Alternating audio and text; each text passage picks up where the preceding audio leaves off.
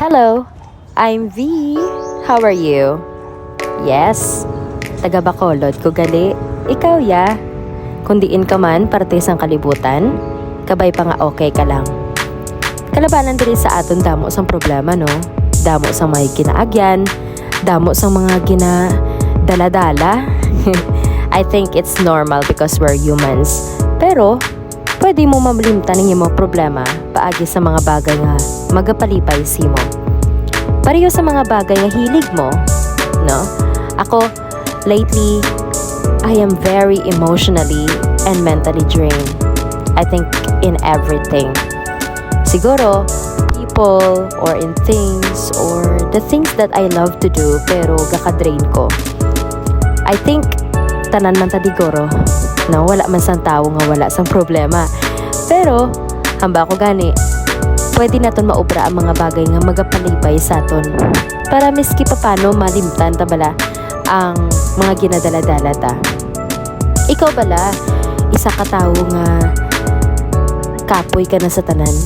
Kapoy ka na mamati, kapoy ka na maghambal, kapoy ka na mag-entertain, kapoy ka na mag-say yes sa tanan. Sa tawo, sa mga bagay, sa kung anong mga gina-offer si mo sang kalibutan. Pero abi mo bala abyan, kadamo bala sang pwede naton maubra para malikawan initanan. No? If you are totally drained with everything, if feeling mo toxic na gitanan, why not you rest? Okay? It's not wrong to rest. Rest for a while. If you think that your work gives you the stress or your job gatag sa imo sang toxicity within yourself, you're questioning your worth, or ikaw bala isa ka estudyante kat managtapos na ang klase no, kag pahuway naman sa mga trabahador o gani summer di bala, there's a lot of things that you can do in order for you to stay productive. O pero sa akon, I think things around me nowadays ka-joining gid kagkakapoy ichindi, kakapoy baton sa mga bagay nga used na ta nga batonon. Number 1, mga disrespect sa tao sa aton. Ang mga overload nga mga ulobrahon kag mga balayran kag ano pagid kag kundi inta mangita sang kaunon. Pero thank the Lord because buhi ka today. And I hope my video will give you motivation and inspiration to go on with life. Have a good day, everybody!